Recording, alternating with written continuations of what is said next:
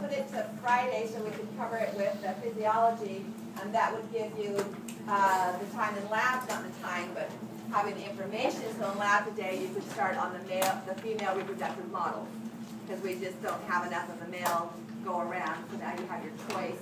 A lot of you were doing microscope work on Tuesday. So you need to look at the male reproductive model and the female, and we'll have them out again, of course, next week. So in our vaginal section of the female, obviously looks a little bit different. We've got 3 openings here instead of the urethra and rectum. And we're going to start out with the gonad, the ovary.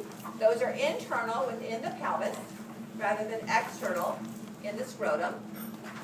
And we're going to look at development film again for the female, the urogenital development. But the egg is released from the gonad, from the ovary, captured by these finger-like structures of the oviduct, transported by the moving cilia of the oviduct through the uterine tube, same thing, oviduct and uterine tube, and it passes into the uterus. So this is a very muscular organ, the uterus. It bulges into the vagina, and that opens into the vestibule. All right. So we just talked about the external urethral sphincter, urogenital diaphragm. So in the female, that's this muscle right here. So we have the same muscle, and there are greater vestibular gland or global urethral gland. Same thing in the same name. And then here would be the erectile tissue. And on either side of the urethra, we have these paraurethral glands or skiing glands. We'll talk about those on Tuesday next week. In 2003, they were officially declared the homologous structure or equivalent structure of the prostate gland. Remember how the prostate gland surrounded the urethra? All right, so those are, some women talk about having ejaculation when they reach orgasm. And everybody said, oh, that's just urine coming out. And you test it and it's not acidic. And so it's thought to be secretions from these paraurethral glands passing through the urethra, because we have no glandular components secreting into the vagina. The vulvourethral glands secrete just into this vestibule space. Kind of a background on what we're going to be going over. We're going to be talking about ligamentous structures that support the ovaries and the uterus. Anybody remember from Bio 430 when you learned the membranes? We have the 3 P's: pericardium, pleura, peritoneum. All right, so here's the parietal peritoneum. And it doesn't completely surround the bladder, just kind of drapes over the top, more so if the bladder is full. Drapes over about 2/3 of the uterus and part of the rectum. So that's what separates the peritoneal cavity from pelvis. In the thoracic to abdominal, we have the diaphragm muscle. We have no muscle here. We just have the peritoneum. And when we talk about some of these ligaments, it's the peritoneum that we're going to be using as part of the ligaments. Question, Jason? Yeah, the peritoneum where the ovaries go, goes over the cervix. So the cervix ovaries, is here. The fallopian tubes actually go through the peritoneum.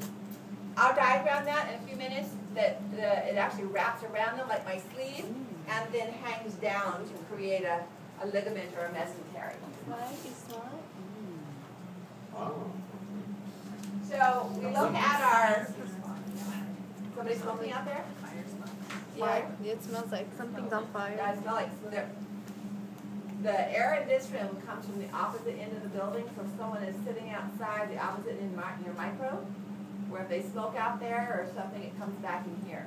So wherever it's coming from, it's on that end. Yes. So here's our undifferentiated embryo, fetus.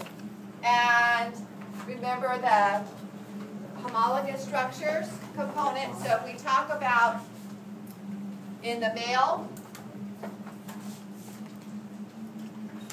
it was the mesonephric duct that developed into the efferent ductules and epididymis and vas deferens. The homologous structure in the female, mesonephric duct will disappear. And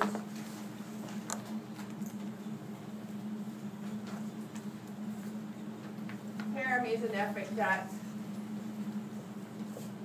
is going to be the structure that develops into the oviduct, which then fuses to form the uterus. You can sometimes find remnants of the degenerated mesonephric duct in the female, and in fact, one of the models back here, I'll bring up to the front of the room. You can actually, they indicated this. So these yellow glandular appearing structures are the ovaries. Here's the oviduct, and here would be the mesonephric duct and efferent ductules that were left behind and the membrane ligaments of that structure. So let's take a look at that film again. This time for female. Can you turn one of the lights off, please? Yeah.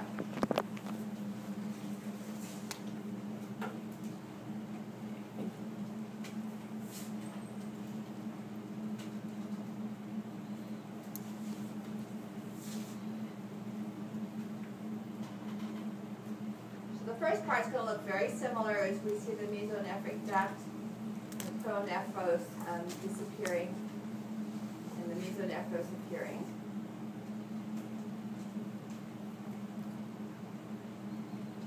And again, if you want to visualize this, it's under your female, your genital development.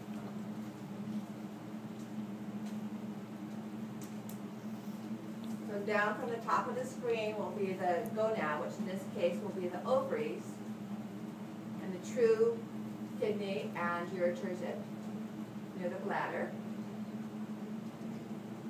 And now come the ovaries up at the top of the screen, and the blue is the paramesonephric duct.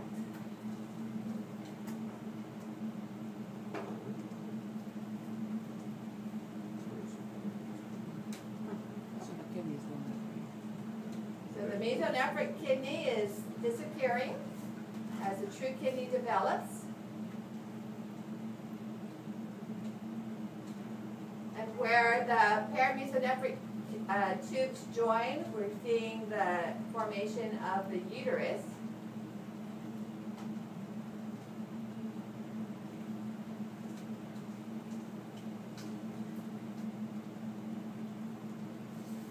So these descend from the posterior abdominal wall down into the pelvis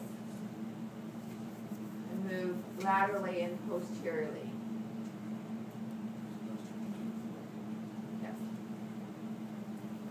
They fuse to form the uterus and the top third of the vagina, all developed from the paramesonephric duct.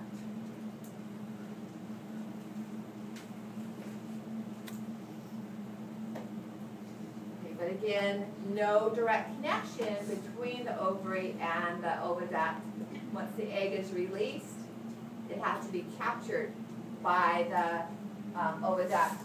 It's not going to necessarily always be in that region. So let's go back to this slide here. So here is the oviductor fallopian tube fusing to form the uterus and cervix, and then just the top third or so of the vagina. The rest of it comes from the same structures that form the urinary bladder. So the fibulae are also Yes. All right, so if we look at this structure, here's a different stage. This is male and this is female. So as you go through, here's the glans penis that we just described, and then next week we'll describe the similar formation of the glans clitoris. So those would be homologous structures. Again, I'll review this with you next week. But glans penis is homologous to glans clitoris.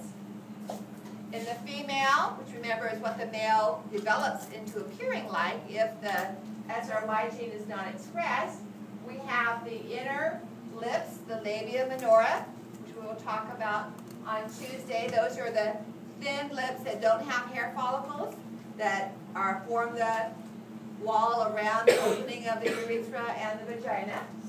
In the male, those wrap around and fuse to form the shaft of the penis. So even though we haven't talked about the labia minora yet, I'll write it up here. They enclose the urethra, and that's labia minora, or the small thin lips. And then the labia majora in the female are the thicker, fleshier ones that have the hair follicles on them. And they fuse to form the scrotum. So the penis doesn't have hair follicles typically, the scrotum does. All right? So we have scrotum.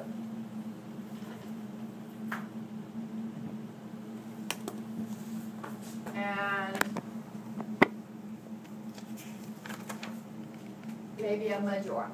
In fact, let me switch files here and go back to the male slide.